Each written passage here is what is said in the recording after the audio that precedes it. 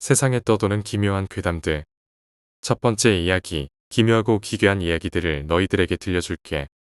첫 번째, 중학생 때의 일이었다. 방에서 공부를 하고 있었는데 천장에서 툭툭 소리가 들려왔다. 단독주택이었고 2층 집도 아니었기 때문에 나는 쥐인가 보다 생각했다. 꽤 신경이 쓰였다. 나는 책상 위에 올라가 천장을 톡하고 한번 두드렸다. 몇 초 지나자 툭 소리가 저쪽에서 들렸다. 천장을 2번 두드려 본다. 역시 몇 초 지나자 툭툭.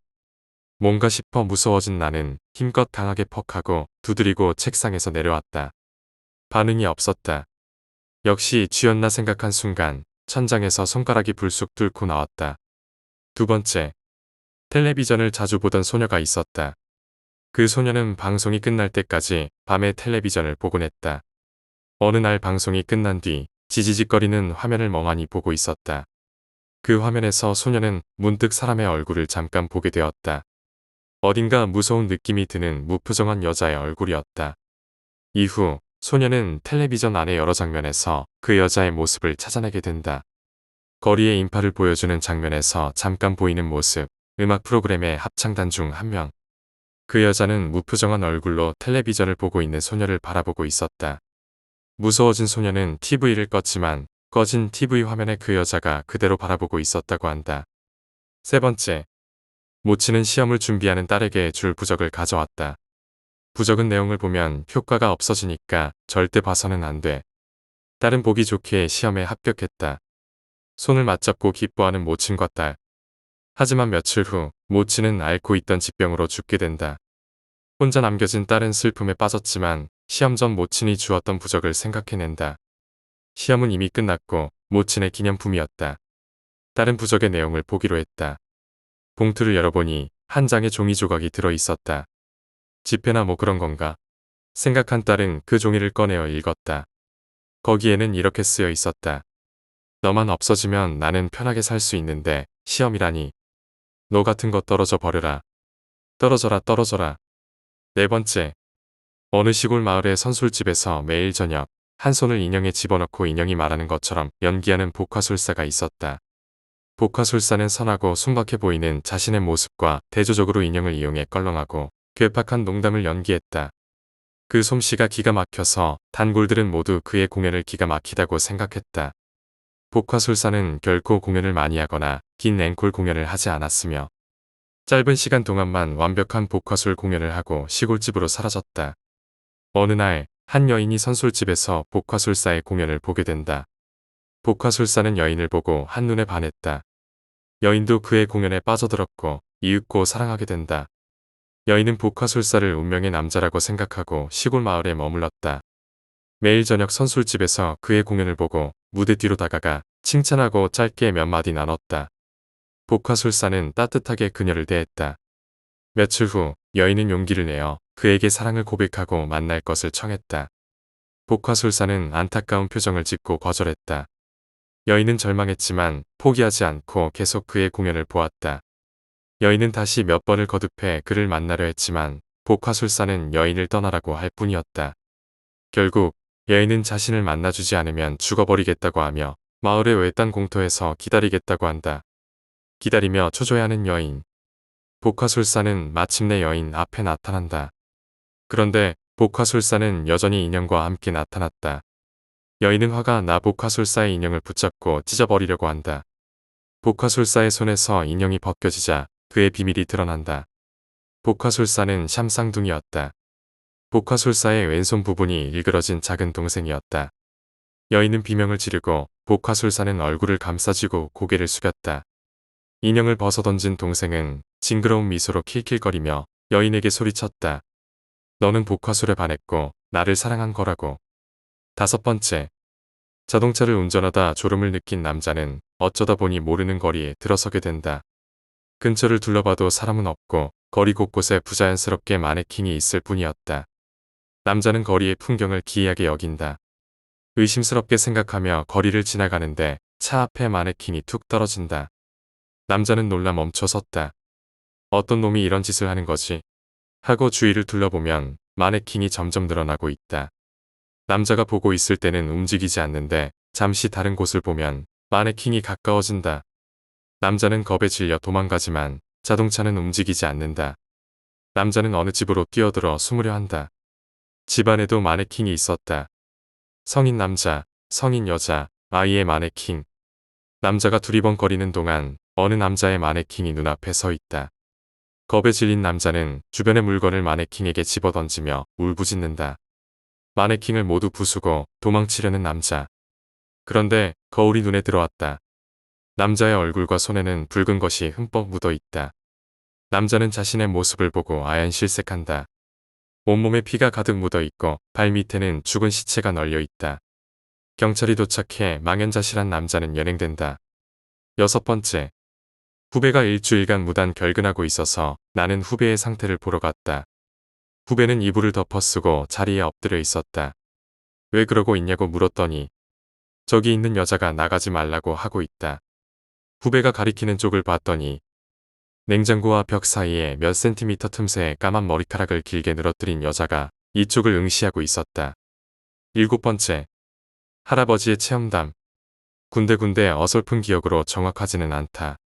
할아버지는 소방대원으로 시골의 대기소 같은 소방서에서 대기하던 시절이었다. 어느 날 한 경관이 대기소에 뛰어들어왔다. 미안한데 우리 업무 좀 도와줘. 가족 집단 자살이야. 다 같이 목을 맸어. 그런 일을 처리하는 것도 업무의 일부였는지 할아버지는 즉시 뛰어나갔다. 가면서 이야기를 들어보니 집단 자살한 가족의 친척이 그 집을 방문했다가 일제히 처마에 매달려 있는 사람들을 보고 전화 연락을 해서 이 경관이 가봤던 것이다. 그런데 죽은 사람 숫자가 많고 일제히 줄줄이 목매달아 죽어있는 모습에 그 친척 사람에게는 사람을 불러오겠다고 하고는 할아버지에게 도움을 청한 것이었다. 경관이 먼저 집에 들어가고 잠시 후 뒤따라 뛰어간 할아버지가 들어갔는데 경관은 사색이 되어 어딘가로 급하게 연락을 하고 있었다. 뭐 어떻게 된 거야? 경관은 본부에 연락하고 있다. 한 명 더 늘어났습니다. 처마 끝에 일가족과 함께 신고했던 친척이 목매달아 죽어 있었다고 한다. 8번째. 악몽을 꾸었다. 내용은 단순하다. 계속해서 손으로 목을 졸리고 있는 꿈. 상대의 얼굴은 안개가 낀 것처럼 희미해서 보이지 않았다. 나는 벗어나려고 필사적으로 상대의 손목을 붙잡고 있는 힘껏 힘을 써보지만 아무리 그 손목을 뿌리치려고 해도 뜻대로 되지 않는다. 서서히 의식이 희미해지고 의식이 끊기는 순간 나는 동시에 깨어났다. 무심코 목에 손을 대어 보았다. 식은땀이 온몸을 적시고 있다. 이러고 나서 목에 손자국이 멍들어 남아있으면 전에 들었던 무서운 이야기랑 똑같네. 그렇게 생각하면서 세면대에서 옷을 벗고 거울을 본 순간 나는 얼어붙었다. 시퍼런 멍든 자국이 남아있었다. 목이 아니라 내 손목에. 9번째. 어젯밤에 겪은 일이다. 지하철을 타고 가고 있는데 맞은편에 앉아있던 여자가 가방에서 전화를 꺼낼 때 그 가방에서 어린아이의 손이 쑥 나왔다. 여자는 뭘 아는지 모르는지 알 수 없었지만 손은 조금씩 주변을 두리번거리다 다시 안으로 들어갔다. 나는 뭘 잘못 봤나 하고 어리둥절해 있는데 그 여자는 이내 내렸다. 10번째. 한밤중 나는 혼자서 텔레비전을 보다가 어느새 꾸벅꾸벅 졸고 있었다. 문득 정신을 차려보니 방에는 불이 꺼져 있었고 어두운 방에서 텔레비전 화면만이 빛을 발하고 있었다. 텔레비전 화면에는 쓸데없이 긴 돌계단이 비치고 있었다. 생방송일까? 거기에도 무언가 어두운 느낌이 주변에 서려 있었다. 뭔가 싶어보고 있자니 화면은 점차 계단 위로 이동하기 시작했다. 화면에는 전혀 등장인물이 없었다. 나레이션도 없었다. 조용히 어둠침침한 곳을 비추며 카메라맨 등의 제작진으로 추정되는 사람들의 발소리만이 가볍게 들려올 뿐이었다. 이윽고 돌층계를 다 올라 사람이 살지 않는 낡은 건물의 문이 있는 곳을 빠져나가 사당이나 폐허가 된 절과 같은 건물 뒤편으로 카메라는 움직여갔다. 잠시 후 카메라는 문득 멈추었다. 그리고 조명이 서서히 어두워졌다. 화면은 거의 깜깜해졌다. 나는 방에 전기불을 켜는 것도 있고 그 깜깜한 화면을 계속 응시했다. 한참 아무 소리도 없더니 휙 흰 물체 빛이 화면을 지나쳤다. 그리고 또 아무 소리도 들리지 않았다. 이윽고 못을 치는 소리가 들렸다. 몇 분간 그 소리는 계속되었고 그것이 끝난 후 또 흰 물체와 빛이 화면을 지나쳤다. 또 침묵. 겨우 약간 조명이 밝아지면서 카메라는 방금 전소리가 난 방향으로 다가갔다. 발소리로 생각해보면 카메라맨 이외에도 몇 명의 사람들이 더 있었지만 내가 텔레비전을 보기 시작한 때부터 한마디도 인간의 목소리는 들려오지 않았다. 잠시 후 카메라는 어떤 나무 한 그루에 자꾸자꾸 다가갔다. 그 나무 가지에는 지프로 만든 인형을 대못으로 박아 놓았다. 카메라는 그 집 인형에 더 가까워졌다. 그리고 차라리 보지 않을걸.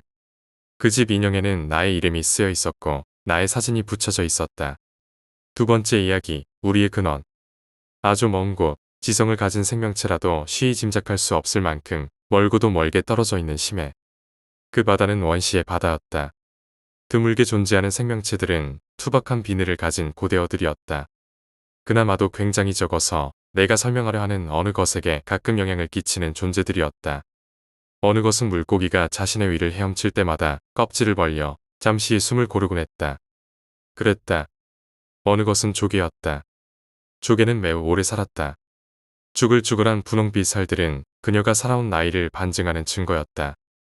그녀는 고요하고 어두운 바다 속에서 홀로 존재했다. 가끔 그녀 위를 스치듯 헤엄치는 물고기와 그녀가 가끔 껍데기를 벌리면 올라오는 공기방울들이 고요한 심해 속의 정적을 잠시 깨뜨리는 유일한 것들이었다. 커다란 그녀는 항상 자신의 껍질을 자랑스럽게 여겼다. 그녀의 껍질은 매우 아름다웠다. 빛 한 점 없는 어둠의 바닷속에서 유일하게 빛을 뿜는 발광체였다. 그녀는 이 아름다운 장신구를 유지하기 위해 꾸준히 흙을 삼키고는 분비물을 모아 덩어리를 만들었다. 영양분이 그녀의 껍질을 더 윤택하게, 더 크게 해주었다. 거무죽죽한 모래 사이에서 가끔 발견되는 반짝이는 돌 많은 그녀도 뱉지 않고 가슴에 꼭 모아두었다. 얼마나 오랜 시간 해왔을까? 둥글게 뭉쳐 만들어진 그녀의 보물은 그녀가 살아가는 가장 큰 이유이자 기쁨이기도 했다. 흙을 삼킴으로써 영양분을 공급받고 살아가는 그녀는 가끔씩 특별한 것이 먹고 싶을 때 미끈미끈한 미생물들이 살고 있는 진흙바닥으로 가서 흙을 먹었다. 그 흙에서는 반짝이는 이물질은 없었지만 씹는 맛이 더 좋았고 거기서 서식하는 미생물 덕에 더욱 영양가 풍부한 식사를 할 수 있었다. 때문에 그녀는 한 달에 한 번은 꼭 그곳에 갔다. 행복한 그녀의 삶이 어느 순간 불행해지기 시작한 것은 이미 수억 년을 살아온 그녀의 나이가 더 먹었을 때였다. 아름다우면서도 거대한 그녀의 껍질이 점차 빛을 잃고 바래졌다. 이상했다. 그녀가 아파진 이유는 단 하나였다.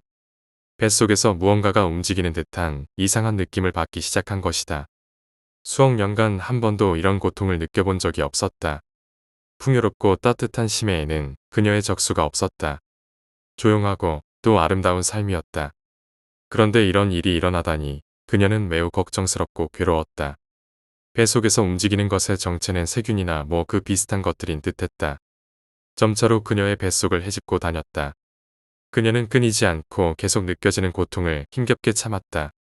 고통은 끝나지 않았다. 10년이 지나고 100년이 지나고 또 그 이상의 수없이 많은 시간이 흘렀어도 우리는 놀라운 것을 발견했다. 고향에서 너무 멀리 떨어진 곳으로 왔기 때문에 지금 전송하는 메시지는 정확히 1275년 후 우리들의 고향으로 도착할 것이다. 우린 지금 상상할 수도 없는 것과 마주하고 있다. 아마 이 메시지를 들을 때 즈음엔 우리는 소멸하여 사라졌을 것이다. 하지만 우리는 이 놀랍고 경악스러운 비밀과 마주했다는 사실만으로 충분히 영광스럽다. 광소기상의 속력으로 천문학적인 시간의 우주항해 끝에 우리는 드디어 우주의 끝에 도달했다. 계속해서 팽창한다는 과학자들의 이론과는 달리 우주 벽의 끝은 단단한 암석체 같았다. 우리는 벽을 파괴했다. 그리고 서둘러 밖으로 항해했다. 우리는 현재 고향에서 부르는 바다와 비슷한 상황에 처해 있다. 아니다. 바다와 비슷한 상황, 그렇지 않다. 우주 밖은 바다 그 자체다. 함선 밖의 액체의 정체는 소금물이다. 지구의 것과 조금 다른 비율과 구성도를 가지고 있지만 이것이 바닷물이라는 것에는 일말의 의구심도 없다. 우리의 근원은 바다였다. 우린 조개 안에 품어진 진주에서 살아온 것이다. 한 인류에 의해 죽은 조개. 조개를 뚫고 나온 인류. 신인류가 마주한 거대한 바다와 그 바다를 품고 있는 거대한 지구. 그 지구를 품고 있는 또 다른 조개. 세 번째 이야기, 감나무. 친구가 할머니에게서 들었다는 이야기. 친구의 할머니는 젊었을 때 나가노 쪽의 시골에서 병이 있는 어머니와 살고 있었다. 그 집 정원에는 크고 훌륭한 감나무가 있었다. 어느 가을 저녁, 틈마루에서 차를 마시며 멍하니 있었는데 문득 감나무에 눈이 갔다. 다 익은 감이 몇 개 달려 있었는데 이상하게도 그 가지를 보고 있으니 갑자기 그 나무에 목을 메고 죽고 싶은 생각이 들었다고 한다. 슬픈 것도 싫은 것도 전혀 없는데도 문득 라면이 갑자기 먹고 싶어지는 것처럼 갑자기 자살하고 싶어진 것이다. 그런 생각이 들어서 안절부절 못하다가 곧장 헛간으로 가서 목매달 줄을 가지고 와서 가지에 동여맸다. 폐렴 앓고 있는 어머니가 있었지만 그 사실마저 까맣게 잊고서 일사불란하게 자살 준비를 하고 있었다. 그리고 드디어 목을 매려는 순간 감 열매가 눈에 들어왔다. 왠지 거추장스러워 보여서 다시 헛간에 가서 긴 장대가위를 찾기 시작했다. 5분 정도 지나서 드디어 장대가위를 찾아냈다. 정원으로 돌아와서 죽자 라고 생각하며 감나무를 보았다. 그런데 거기에는 자신의 어머니가 목을 메고 있었다. 이유도 모른 채 한순간 어안이 벙벙해졌다가 퍼뜩 제정신으로 돌아와서 뭐 하는 거야? 라고 말하며 가지고 있던 장대가위로 줄을 잘랐다. 굵은 줄이어서 자르는데 시간이 걸렸지만 어머니는 희미하게 숨을 쉬고 있었다. 그 후 의사에게 데리고 가서 진찰한 결과 겨우 목숨만은 건질 수 있었다. 나중에 왜 그런 일을 했는지 캐묻자 물을 마시고 싶어서 툇마루 옆을 지나가는데 그 감을 보고 갑자기 죽고 싶은 마음이 들었다고 한다. 결국 그 후에 어머니는 폐렴으로 죽고 친구 할머니도 재작년에 폐병으로 돌아가셨지만 그 체험은 잊을 수 없다면서 생전에 친구에게 자주 이야기해준 모양이다. 발작적으로 죽고 싶어지다니 뭔가 묘하게 무서웠다. 친구는 아무렇지 않게 이야기하고 있었지만 자신도 가끔은 그런 기분이 들 수도 있을 것 같다면서 웃었다. 지금은 그 감나무는 사라지고 없고 대신 그루터기만 남아있는데 최근에 죽은 줄 알았던 그루터기에서 새싹이 올라오기 시작했다고 한다. 친구는 나중에 나무가 무럭무럭 자라서 거기서 열리는 감을 따먹는 게 소원이라고 한다. 네 번째 이야기, 열대어. 열대어 가게 점원에게서 들었다. 내가 여기서 일하기 바로 전에 알바생이 있었다. 그 알바생 구하려고 가게 앞에 알바 모집 전단지를 붙였는데 어떤 여자가 그걸 보고 면접 보고 싶다고 전화했다. 저번에 뽑았던 알바생이 그만둬서 그렇게 된 거다.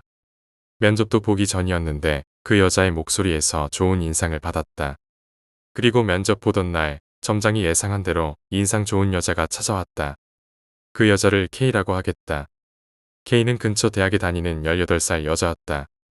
열대어를 좋아해서 집에서도 기르고 이 가게에도 온 적이 있다고 했다. 확실히 익숙한 얼굴이었다. 그날은 또 다른 사람하고 면접이 있었기 때문에 결과는 나중에 알려준다고 말하고 헤어졌다. 그렇게 말했지만 점장 마음속에는 이미 결정을 내린 뒤였다. 그리고 한 이틀 정도 지나서 점장이 K에게 채용되었다고 연락했다. 그 다음 주부터 K가 알바를 시작했다. 주말 포함 주 5일.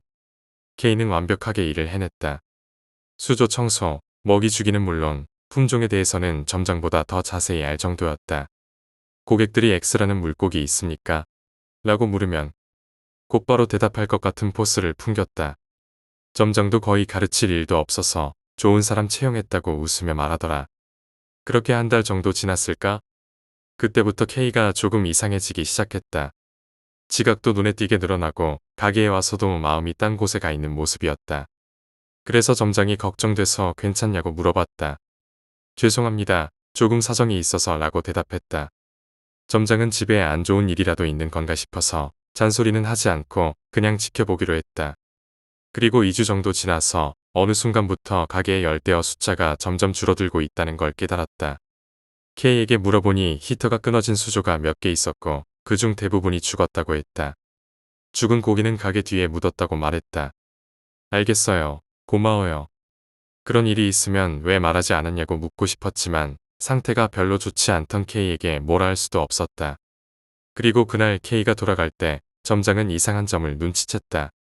이 열대어 가게는 입구에서 2개의 통로가 쭉 이어져서 안쪽에 계산대가 있다.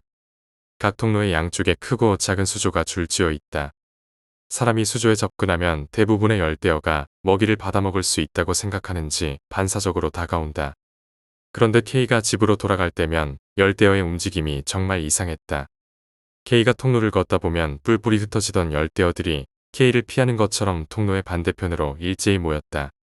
K가 지나가면 아무 일도 없었던 것처럼 또 뿔뿔이 흩어지고 물 위로 튀어오르는 열대어도 있었다. 그날은 그냥 이상하다고만 생각했는데 다음 날도 마찬가지였다. K가 수조에 먹이를 줘도 아무도 먹으려고 하지 않았다. 그리고 K가 수조에서 벗어나면 겨우 먹기 시작했다. 점장은 오랫동안 열대어를 봐왔지만 이런 반응은 처음 보는 거였다. 그래도 제대로 일을 하는 K를 보니 뭐라고 말할 수도 없었다. K가 알바를 시작한 지 6개월이 지났을 무렵이었다. 그날 점장이 밤늦게까지 일하고 오후쯤 가게에 왔다. 가게의 풍경을 보고 점장은 놀랐다. 수조 속에 아무것도 없었다. 열대어가 모두 사라진 거다. 처음에는 꿈이라고 생각해서 뺨을 꼬집거나 때리거나 했지만 역시 현실이었다. K의 모습도 보이지 않았다. K에게 전화를 걸었지만 연결조차 되지 않았다.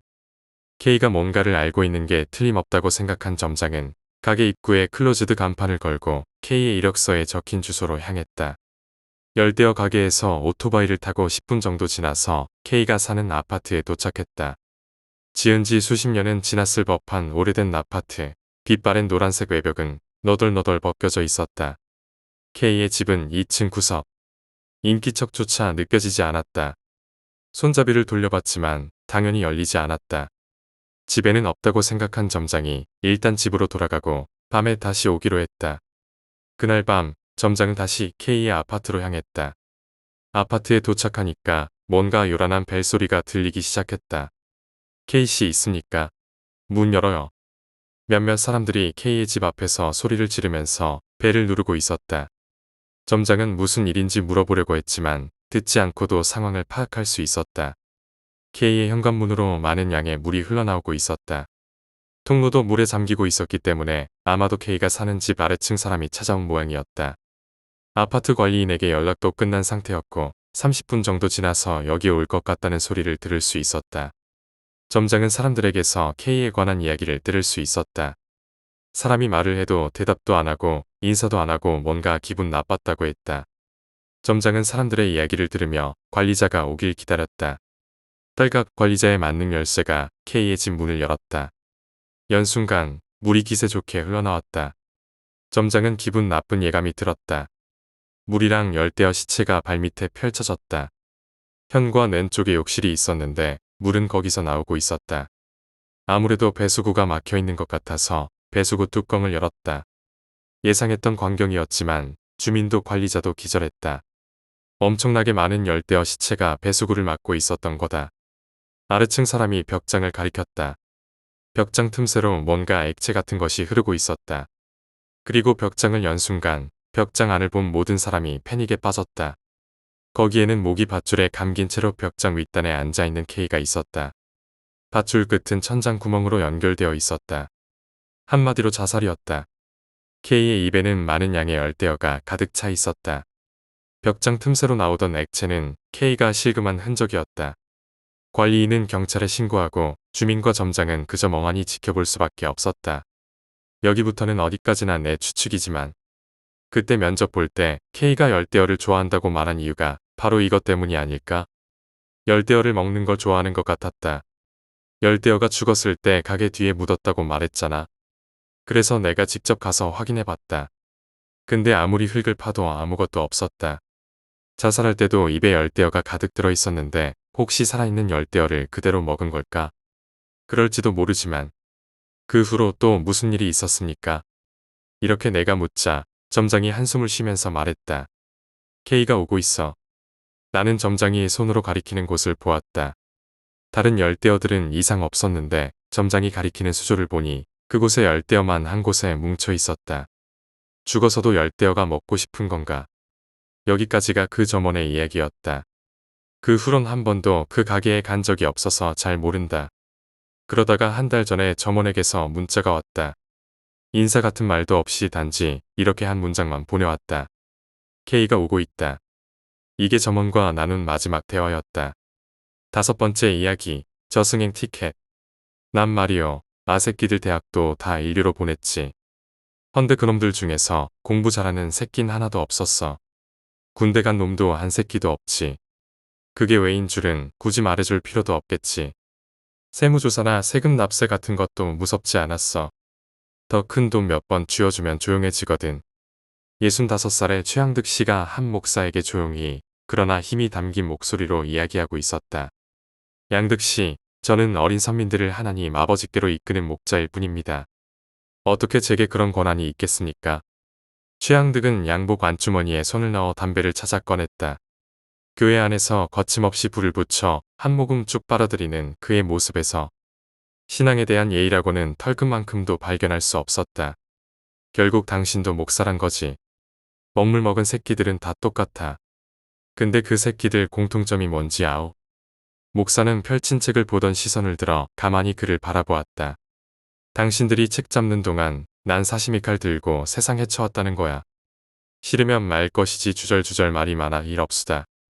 최양득은 뚜벅뚜벅 회랑을 걸어나갔다. 한 소년이 있었다. 주정뱅이 아버지와 매춘부 어머니. 언제였던가 끝없는 폭력과 주사의 집을 도망쳐 나온 것이 13살부터 공사장 노역판을 기웃거렸다. 소년이 18살이 될 무렵 그의 몸은 다른 청년들과 비교할 수 없을 정도로 뼈가 굵어 장사가 되어 있었다. 젊은 피가 끓었고 하루 벌어 하루 먹고 사는 삶이 비참하다는 자괴감이 스스로를 괴롭혔다. 어느 날이었다. 술에 취해 부두를 걷다가 검은 정장쟁이들 몇 놈이 시비를 걸기에 흠씬 두들겨 주었다. 욕설을 내뱉으며 도망치는 검은 정장들을 보면서 목청이 터지도록 구서 제껴섰다. 그리고 다음 날 일하던 하역장으로 20명이 넘는 건달들이 찾아왔다. 얼굴이 퉁퉁 부어있는 익숙한 몇 놈이 보였다. 일하던 아저씨들이 모조리 도망가는 것을 시작으로 싸움이 일어났다. 양득은 기죽지 않았다. 맞아도 또 일어났다. 일어날 때마다 대거리로 모두가 지랄 맞은 새끼라며 혀를 찰 때쯤 뒤편에 가만히 서서 담배만 피우던 사내가 말했다. 뭐 때문에 그렇게 독이 오른 거냐? 쓸만한 마음가짐이다. 너도 순탄찮은 인생인 듯한데 어떠냐? 같이 일해볼 테냐? 양득은 주먹질을 하던 사내들과 섞여 우르르 선술집으로 갔다. 당장 뒤섞여 술을 마시고 따르며 한바탕 웃고 떠들었다. 그게 시작이었다. 양득은 벤츠의 뒷좌석에 앉아 피곤한 듯 콧잔등을 눌러 잡았다. 교회 쪽은 이제 일 없으니 유명한 절이나 한번 찾아봐라. 사내는 볼에 쭉 그어진 칼자국을 가지고 있었다. 무척이나 위압적인 생김새였지만 고개를 갸웃거리며 엑셀을 밟는 모습이 더없이 우스워 보였다. 양득은 출발하는 차에 앉아서 다시 며칠 전 일을 생각했다. 최양득 씨, 우선 위로의 말씀을 드립니다. 악성 뇌종양이십니다. 중기이긴 합니다만 사례가 거의 없는 희귀한 것인지라 수술 성공 확률이 절반도 되지 않습니다. 무조건 권하지는 않겠습니다. 잘 생각해보세요. 젊어서부터 진찰을 맡긴 주치의가 내린 진단은 사형 선고였다. 2개월쯤 남았다고 했다. 양득은 그날이라고 다르게 보내지 않았다. 조직을 나오면서 인계받은 사채업소의 사장이 그였다. 죽어도 마음 편히 죽을 수 없었다. 애들 보내서 일수 찍게 하고 돈 빌리러 온 사람들에게는 기름진 미소를 지으며 아첨을 떨었다. 며칠만 봐달라고 사정 보따리를 꺼내온 사람들한테 면전에다 대고 침을 뱉어야 한다. 그게 그가 하는 일이다. 자식들에게도 말하지 않았다. 그들에게 말해봤자다. 유산 싸움이 일어날 게 뻔했다. 아내는 자식들 등살과 자신이 저질러온 수많은 행태에 속이 썩어 먼저 가버렸다. 양득은 아무 일도 없었던 것처럼 한 달을 그렇게 보냈다. 그러다가 어느 날 문득 깨달았다. 자신이 일생을 어떻게 살아왔는가를 말이다. 평생 생각 따윈 해보지 않던 죽음이었다. 이제 그놈이 스물스물 자신을 타넘고 있다는 생각에 소름이 돋았다. 그래서 그가 제일 처음 한 행동은 이거였다. 다음 날 유명신문 구인 광고란에는 이런 문구가 실렸다. 천국행, 극락행 티켓 쌉니다. 누구든 좋은 곳으로 보내주실 수 있는 사람은 연락해 주시오. 사례금으로 그 자리에서 현찰로 1억 원 드립니다. 다음 날부터 전화가 폭주했다. 아침에도 점심에도 저녁에도 심지어는 새벽에도 왔다. 양득은 그렇게 많은 종교가 한국에 있다는 것을 처음 알았다. 그들 모두는 자신이 사후세계에 통달한 듯이 짓걸렸다. 자신만 믿으면 모조리 해결될 것이라는 자신감 어린 어조로 말이다.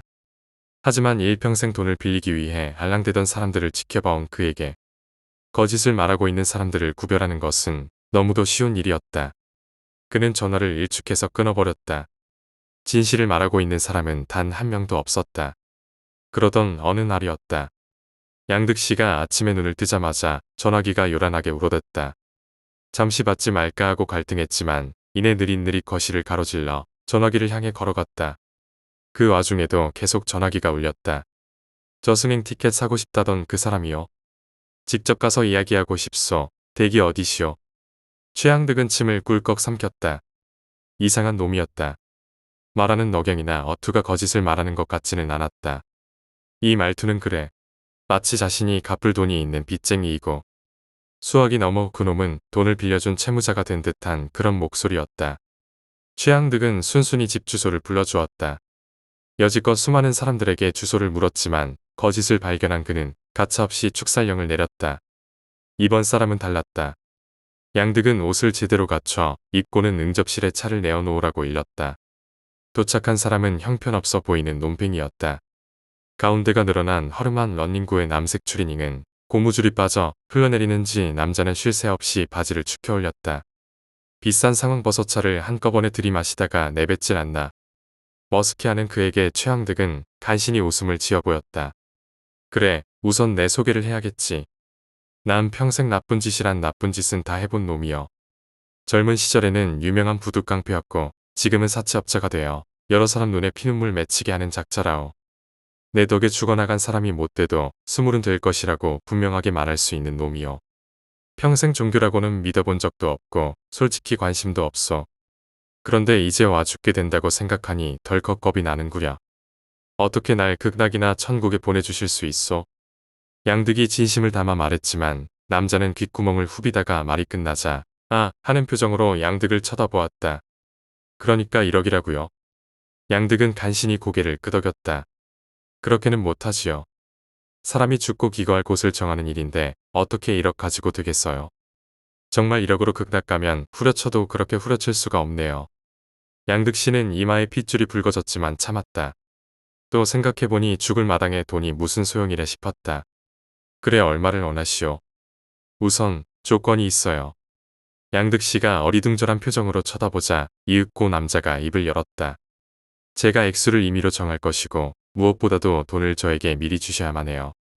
말에 거짓이 조금이라도 섞여 있었다면 양득은 당장 아랫사람들을 불러 사내를 흠씬 두들겨 놓았을 터였다. 하지만 깨끗한 어투의 양득은 간신히 화를 억눌렀다. 알겠소. 액수를 말해보시오. 하지만 남자는 얼뜬 표정으로 개슴츠레 양득을 바라보았다. 양득 씨가 먼저 말을 꺼냈다. 5억. 반응 없었다. 10억. 역시 반응 없었다. 15억. 그러면 안 되지요. 전용 계좌에 80억이 든 사람이 자기가 죽고 가는 데에 돈을 그리 아껴서야 되겠어요. 정말 80억으로 극락 가면 후려쳐도 그렇게 후려칠 수가 없네요. 양득은 식은땀이 흐르는 것을 느꼈다. 당신 뭐야? 내 뒤를 캔 거야? 얼빠져 보이는 남자가 알고 있는 것은 그의 아들들조차도 모르는 일이었다. 양득 씨, 잘 생각해보세요. 죽어서 80억 갖고 가면 또 몰라도 불구덩이 지옥에 떨어지면 그 상판 다 탈 텐데 뭐가 아까워요? 양득 씨의 얼굴이 보랏빛으로 질렸다. 그는 거친 손으로 담배를 잡아 불을 붙였다. 한 대를 다 태울 무렵에 슬슬 심신이 안정되기 시작했다. 80억 주세요. 한 푼도 빠짐없이. 남자의 말에 다시금 혈압이 상승하려 했지만 양득 씨는 간신히 참았다. 믿고 마음 푹 놓으셔도 좋아요. 반드시 좋은 곳으로 갈 테니까. 사내는 비실비실 웃으며 대문을 나섰다.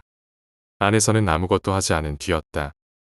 양쪽 손에 여행용 백팩을 2개씩 들고 있었다. 양득은 굳은 얼굴로 그를 배웅하고는 집 안으로 들어갔다. 그것이 어떤 돈인데. 자신의 60여 년 삶을 몽땅 바쳐 얻은 돈이었다. 사람 패고 때리고 울리고 죽여서 생긴 돈이었다. 그 사람들 원혼이 지금도 꿈에 나타나는 판에 80억 원은 떠나가려 한다. 양득은 결국에 핸드폰으로 연락을 걸었다. 지금 내 집에서 나간 놈 있지? 그 사람한테 날쌘 애들 몇 명만 붙여놔. 특히 돈 어디다 쓰는지 눈 부릅뜨고 봐야 해. 양득은 소파에 무너지는 듯이 앉아서 거친 숨을 몰아내 쉬었다. 그리고 2시간 뒤. 뭐야? 놓쳐. 이런 병신 같은 자식들.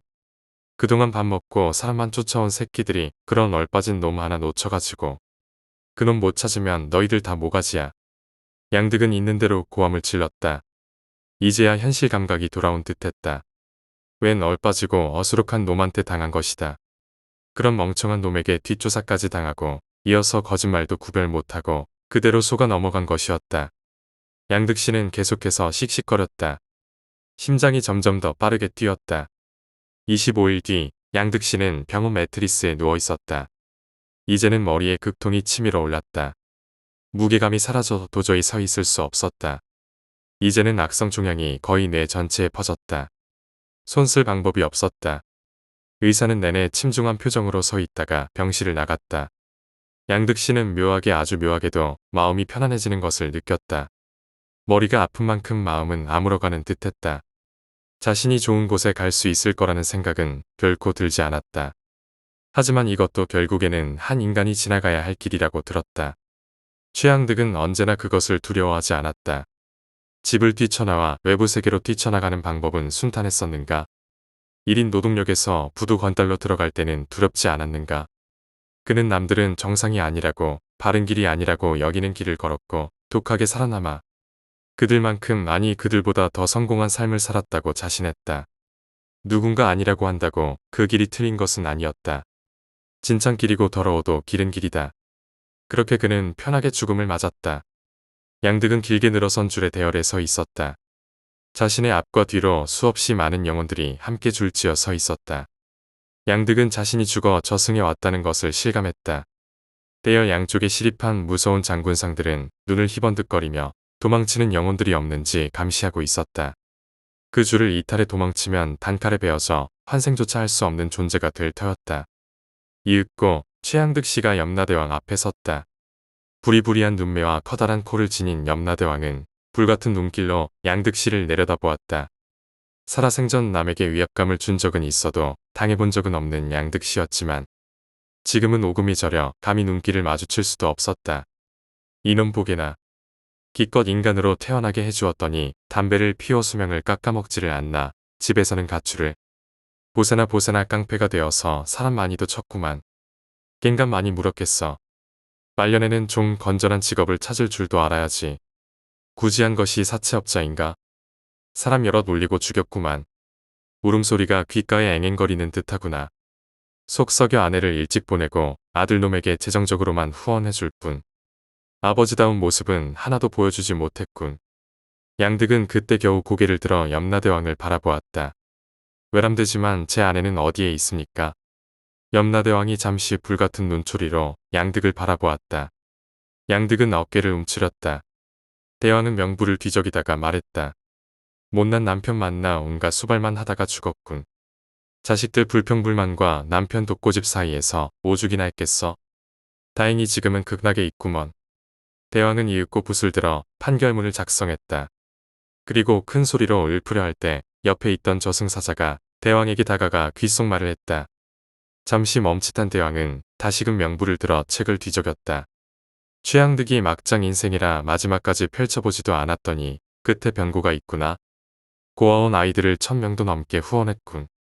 장애인들을 위한 기금도 천문학적으로, 독거남녀와 가출소년 소녀들을 위한 기금도 엄청나게 지원했군. 사회복지시설에 기부금 20억 원, 양득재단 설립이라. 양득 씨의 머리에 번개같이 추레한 남자가 스쳐 지나갔다. 그때 염라대왕의 불같은 호령이 떨어졌다. 그렇게 많은 사람을 괴롭히고 이제와 그까지 땡푼 좀 내놓은들 판결이 달라질 것 같으냐? 그 오만한 표정은 무엇이냐? 양득은 표정 한 번 바뀐 적이 없었지만 어쨌든 허옇게 질린 얼굴로 바닥에 무릎을 꿇었다. 허나 자신이 평생에 걸쳐 착취한 피력을 모조리 남에게 베푸는 것도 쉬운 일은 아니다. 내가 준 공으로 자라날 많은 아이들과 사람들이 새로운 기회를 부여받았을 터이니 내 판단에 재고를 불러일으키는구나. 염라대왕의 판결봉이 높이 올라갔다. 양득은 눈을 감았다.